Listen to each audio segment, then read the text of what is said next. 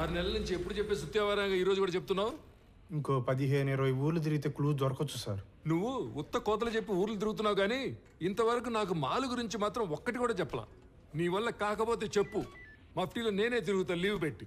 లేదు సార్, త్వరలోనే పని పూర్తి చేసి మొత్తం సమాచారం ఇస్తా. నన్ను నమ్మండి సార్. సర్లే, తర్వాత చూద్దాం. నువ్వు సరే సార్. ఏంటో మేజిస్ట్రేట్ గారు ఇటు వచ్చారు, మాతో పనేందో.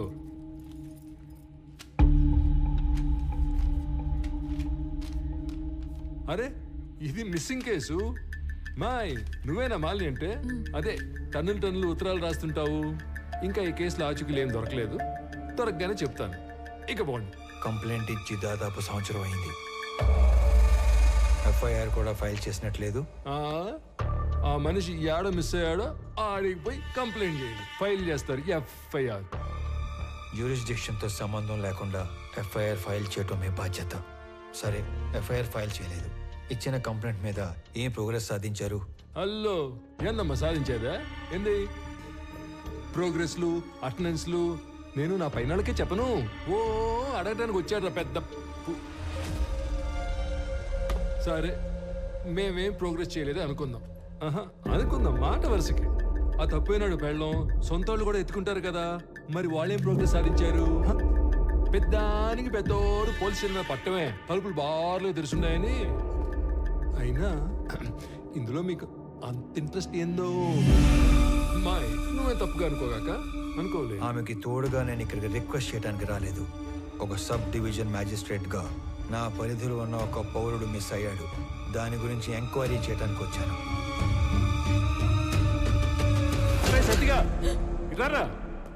సార్, వాడెవడో సురేంద్ర అంట, ఊరంతా అప్పులు చేసి పారిపోయాడని వేరే ఎవరితోనైనా చీటింగ్ కేసు పెట్టించు. Okay sir. కావాలని కనుమరుగైనట్టు రిపోర్ట్ రాసి వాడి కేసు క్లోజ్ చేయి. ప్రతి ఓడికి జవాబు చెప్పాలంటే దేవుడు రోజుకి 48 గంటలు ఇచ్చినా సరిపో. పండి పండి, మేము భోజనాలు పెట్టాం ఇక్కడ.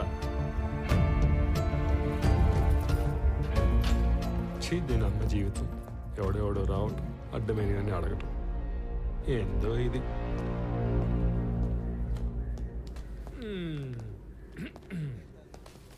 శ్రీకాకుళంలో వీడేసిన ఎక్స్ట్రాలకి సబ్ కలెక్టర్ రేంజ్ నుంచి డిమోట్ చేసి టెంపరీ పోస్టులు వేసాడు. ఏదో పెద్ద హోమ్ మినిస్టర్లా వివరాలు అడుగుతున్నాడు బాబు. అదేదో మనం ఓరకనే కూర్చొని ఆలోచన చెప్పుకుంటున్నట్టు కటింగ్ ఇస్తున్నాడు. ఏంది సార్? మళ్ళీ వచ్చావేంది? ఏదో రాంగ్ కేసు పెట్టి కేసు క్లోజ్ చేద్దాం అనుకుంటున్నావేమో. చీటింగ్ కేసు కాదు ఇది, మిస్సింగ్ కేసు అని నేనే ట్రేస్ చేసి అఫీషియల్ గా నీ చేతే ఇన్వెస్టిగేట్ చేయిస్తా. నువ్వు ఈ స్టేషన్ లో ఛార్జ్ తీసుకున్న తర్వాత 2 లాకప్ డెత్లు జరిగాయి. నిన్ను ఎంక్వైరీ పేరుతో 3 పూట్ల నా ఆఫీస్ చుట్టూ తిప్పి 3 ఏళ్ళు ఇంట్లో కూర్చోబెడతాను.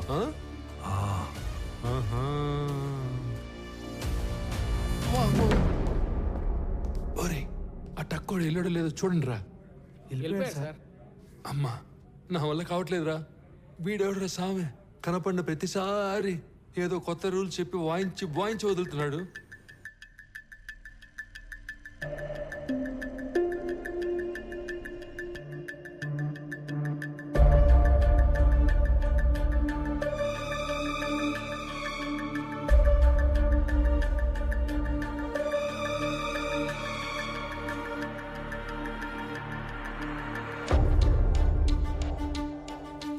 ఇతనే వర్మ.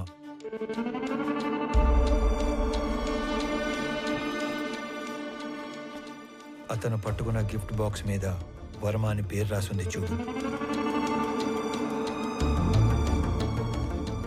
ఇప్పుడు అతని అడ్రస్ పట్టుకోవాలి. సురేంద్ర బిజినెస్ లో హెల్ప్ కోసం వెళ్ళాడంటే వర్మ కూడా బిజినెస్ మ్యాన్ అయి ఉండాలి. ఓకే, మీ ఇంట్లో పాత క్యాలెండర్లు, డైరీలు ఉంటే తీసుకుని రా.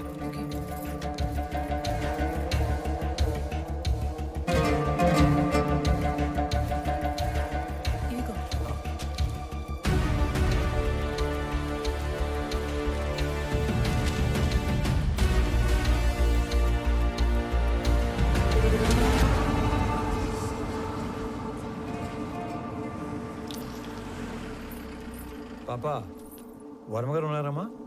మా నాన్న లేడు. మీరు మా నాన్న ఫ్రెండా? ఎవరయ్యా నువ్వు?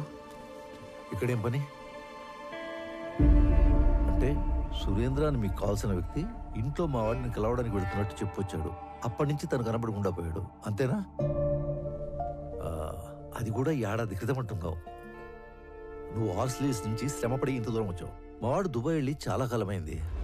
అయినా మా వాడికి సురేంద్ర అనే పేరుతో ఎవరు ఫ్రెండ్స్ లేరే. ఇదేంటి మీ అబ్బాయే కదా? ఆ పక్కన ఉన్న పెళ్లి కొడుకు పేరే సురేంద్ర. వీళ్ళ ఫ్రెండ్స్ కాకుండానే అయి ఉండొచ్చు. అయితే ఏంటి? మీరేదో దాస్తున్నారు. అవునయ్యా, దాస్తున్నాను. అది నీకు అర్థమైంది కదా. ఇంక నీకు బయలుదేరచ్చు. బయలుదేరు. ఏం చూస్తున్నారమ్మా? పద లోపలికి పద.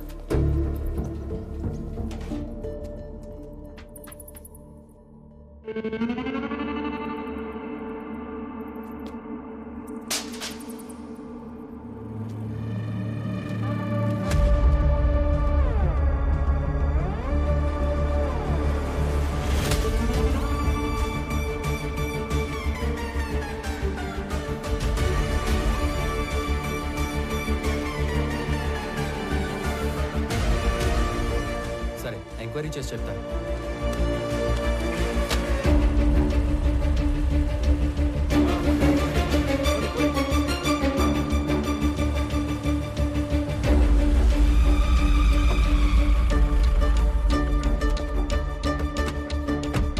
నమస్తే సార్. నమస్తే సార్.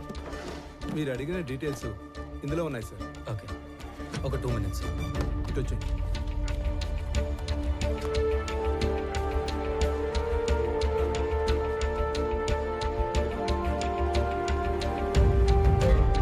అదేంట్రా, అలవాటు ప్రకారం 2 చేతులతో అన్ని డీటెయిల్స్ రాసుకుంటున్నావు?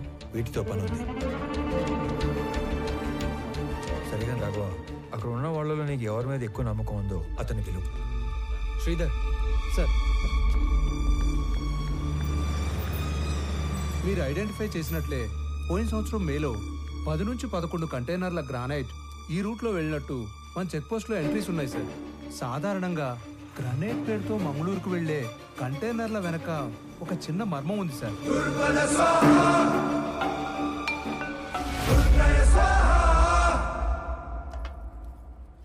పెద్దమ్మా, చిన్నోడికి ఆవు పాలు అడిగినావుగా, ఇగో. అరే అనంతు, వేడివేడిగా ఉంది, తిందుగందా? లేదులే అన్నా, అర్జెంటుగా పోవాలా.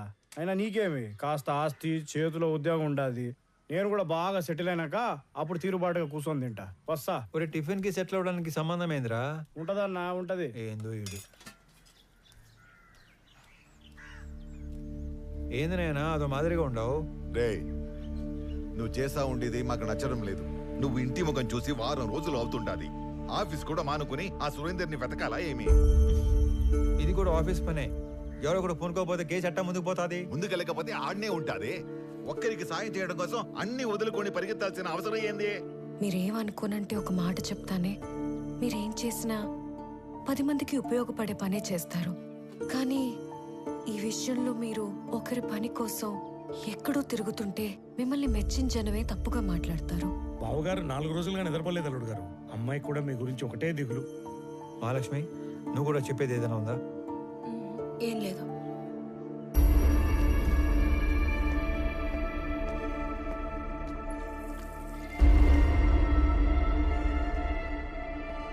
మీరు అనుకున్నట్టు నేను కేవలం మాలిని హస్బెండ్ సురేంద్ర ఒక్కడి కోసమే ఇన్ని రోజులు తిరగలేదు. కనపడకుండా పోయింది ఒక్కరు ఇద్దరు కాదు, దాదాపు 20 మంది. సురేంద్ర కోసం వెళ్తే వర్మ, వర్మ కోసం వెళ్తే అతని అసిస్టెంట్ రాజా, రాజా కోసం వెళ్తే వెంకట్. ఇలా నా దగ్గర పెద్ద లిస్టే ఉంది. ఇంట్లో మనిషి వస్తాడో రాడో, అసలు ఉన్నాడో లేడో తెలియక ఎదురు చూసి చూసి కళ్ళు మసకబారిపోయిన తల్లిదండ్రుల్ని చూశాను. ఇల్లు గడవటం కోసం చదువులు మానేసి ఏదో ఒక పని చేసుకొని బతుకుతున్న తమ్ముళ్ళని చూశాను. పిల్లల పోషణ కోసం అన్నీ చంపుకొని చేయకూడని పని చేస్తున్న ఒక ఆడకూతుర్ని కలిశాను.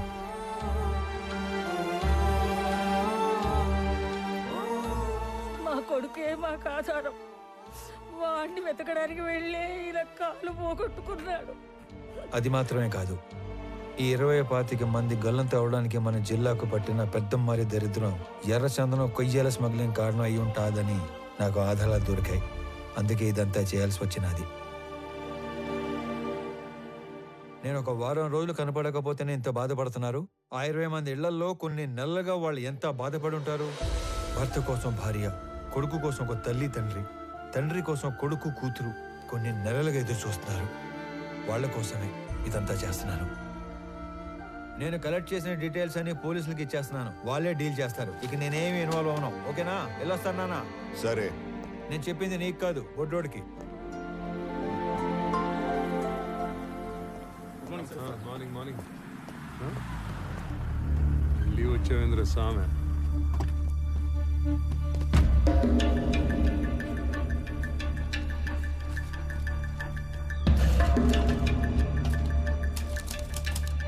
అరే మీరు దేని నుంచి తీసుకొచ్చి దేనికి తీగ కట్టారు రామారావు గారు? గ్రేట్. ఏమీ లేని ఒక విషయానికి ఎర్రచందనం రంగు పులివితే నేను సీరియస్ గా తీసుకుంటానని మీ ఎత్తుగాడు. కొంపదీసి ఇక్కడున్న ఈ చెట్లు చూసి నీకేమైనా ఆలోచన వచ్చిందా? మీ అంత కాకపోయినా మేము షార్పే. ఎత్తుగడ కాదు, నిజం. ఏంది నిజం? మీరు చెప్పిన చెక్ పోస్ట్ రిజిస్టర్ లో గ్రానైట్ రాసి ఉంటే మీరు ఎర్రచందనం ఎట్లా చెప్తారు? తిరుపతిలో గ్రానైట్ లేదు. ఆ బెల్ట్ లో గ్రానైట్ ఒక్క ప్రకాశం జిల్లాలోనే ఉంది.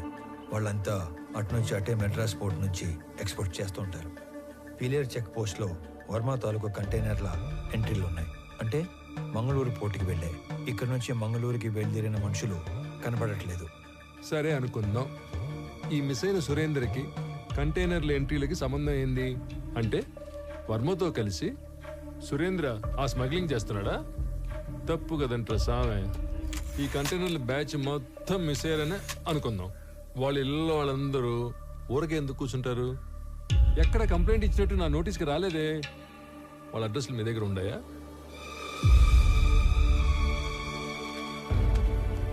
సారీ సార్, నా దగ్గర వేరే డీటెయిల్స్ ఏమీ లేవు. సురేందర్ది చీటింగ్ కేసు కాదు, మిస్సింగ్ కేసు అని ప్రూవ్ చేస్తానని చెప్పాను, చేశాను. మీకు అఫీషియల్గా మెమో కావాలంటే పంపుతాను. వద్దులే, మాకు ఈ మెమోలు డెమోలు ఏం వద్దులే, కానీ మీ మిస్సింగ్ కేసు సీరియస్గా తీసుకుంటా. ఈడెవడ్రా సామి, అటు తిరిగి ఇటు తిరిగి మాల్కి దీనికి లింక్ పెట్టాడు.